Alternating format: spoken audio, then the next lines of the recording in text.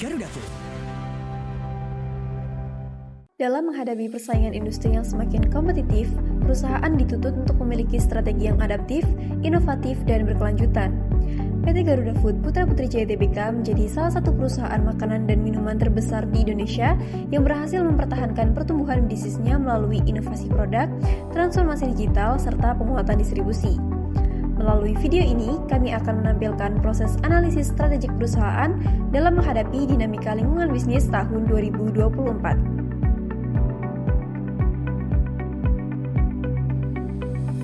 Halo semuanya, jadi pada kesempatan kali ini kita akan membahas mengenai PT Garuda Food Putra Putri Jaya Tbk atau yang biasa disebut Goods. Perusahaan ini merupakan perusahaan fast moving consumer goods terbesar di Indonesia.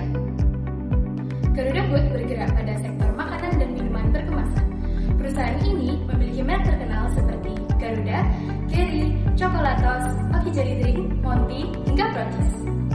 Pada tahun 2024, Garuda Food mencatat penjualan retail sebesar 12,24 triliun serta laba bersih mencapai 687 miliar. Selain itu, perusahaan juga melakukan akuisisi pada PT Safari Garuda Beverage untuk memperkuat segmen minuman. Garuda Food juga melakukan transformasi digital melalui ERP berbasis cloud, robotic process automation, dan artificial intelligence untuk meningkatkan efisiensi operasional.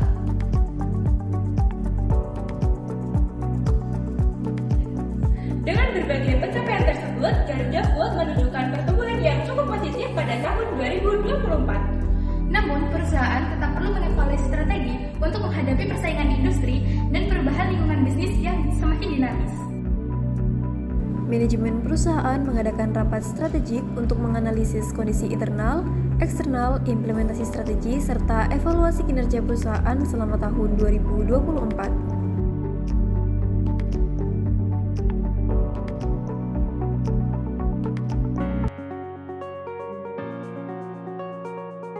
Assalamualaikum warahmatullahi wabarakatuh. Selamat pagi semuanya. Saya harap pada pagi hari ini kita semua dalam keadaan yang baik-baik saja, karena hari ini kita akan membahas mengenai evaluasi strategis dari PT Garuda Food Putra Putri Jaya Tbk tahun 2024.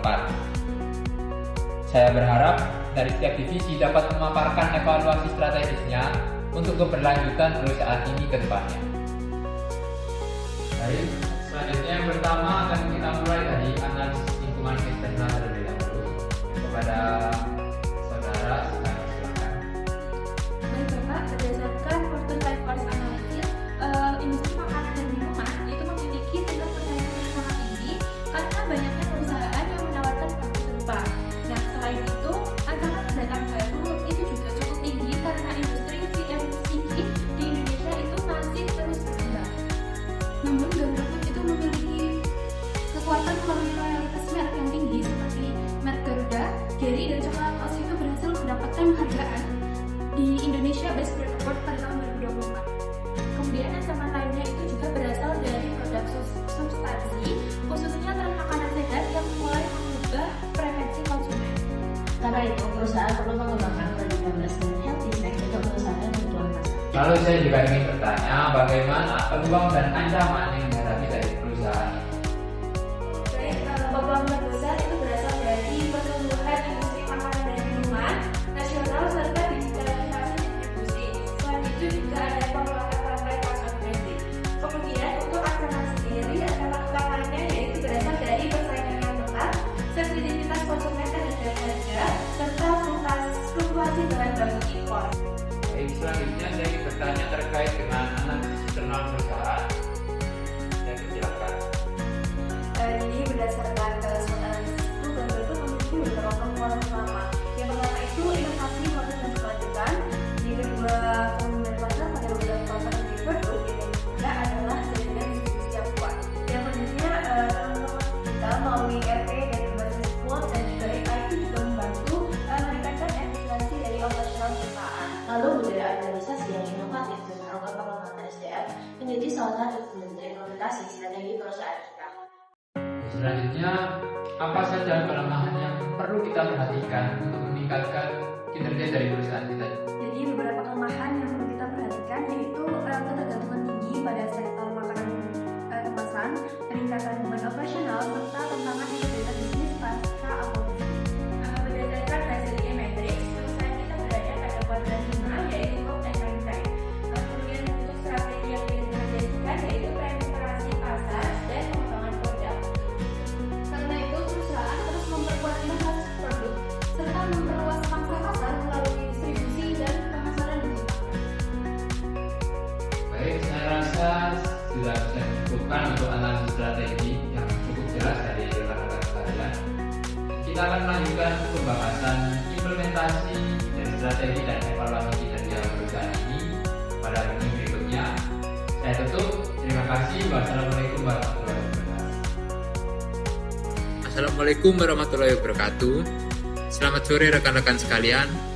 Saya ucapkan terima kasih karena sudah bergabung di Meet pada sore hari ini. Hari ini kita akan melanjutkan pembahasan implementasi dan evaluasi kinerja dari perusahaan. Selanjutnya kepada rekan-rekan, saya persilakan membacakan pembahasan terkait implementasi strategi dan evaluasi kinerja perusahaan. Baik, dalam implementasi strategi, Garuda Food menggunakan struktur organisasi fungsional dengan pembagian tugas yang jelas pada setiap divisinya. Lalu perusahaan juga menerapkan budaya organisasi berbasis inovasi, continuous improvement, dan leadership development. Dan selanjutnya akan dilakukan rekan saya. Baik, dari sisi alokasi sumber daya, perusahaan melakukan investasi pada transformasi digital, pengembangan distribusi, serta penguatan kapasitas operasional. Pada strategi pemasaran juga diperkuat melalui digital marketing dan e-commerce untuk menjangkau konsumen muda. Selanjutnya saya ingin bertanya terkait hasil evaluasi KPI perusahaan. Jadi bagaimana hasil evaluasi KPI perusahaan? Baik, sebagian besar KPI perusahaan itu berhasil melampaui target. Penjualan neto itu meningkat menjadi 12,24 triliun, serta laba bersih juga meningkat sebesar 14,25%. Selain itu, kapasitas produksi makanan kemasan dan volume produksi minuman juga mengalami peningkatan yang signifikan.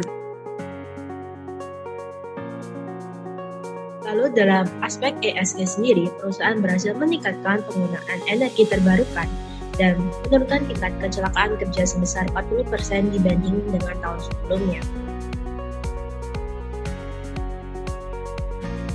Oke, ya meskipun hasilnya positif, tapi kita juga tetap harus melakukan tindakan korektif ya rekan-rekan. Jadi mungkin dari rekan-rekan bisa menyampaikan tindakan korektif apa yang perlu untuk kita lakukan. Jadi perusahaan perlu meningkatkan efisiensi operasional serta menjaga keseimbangan struktur permodalan dan arus kas. Perusahaan juga harus terus melakukan inovasi produk agar tetap kompetitif di tengah perubahan preferensi konsumen. Selain itu juga implementasi ESG dan pengembangan SDM perlu juga diperkuat untuk mendukung keberlanjutan bisnis kita sendiri dalam jangka panjang.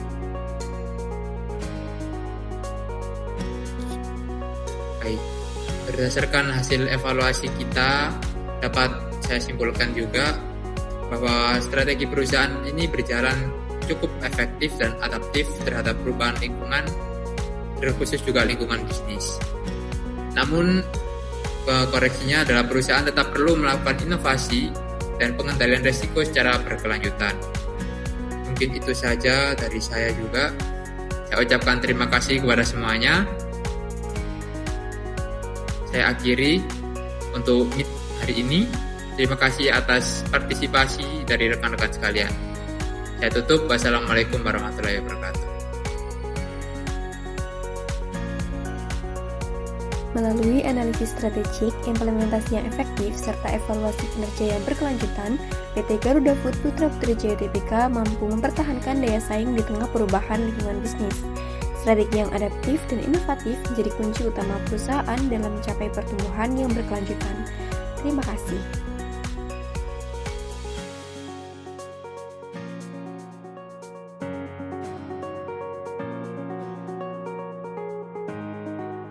Garuda Food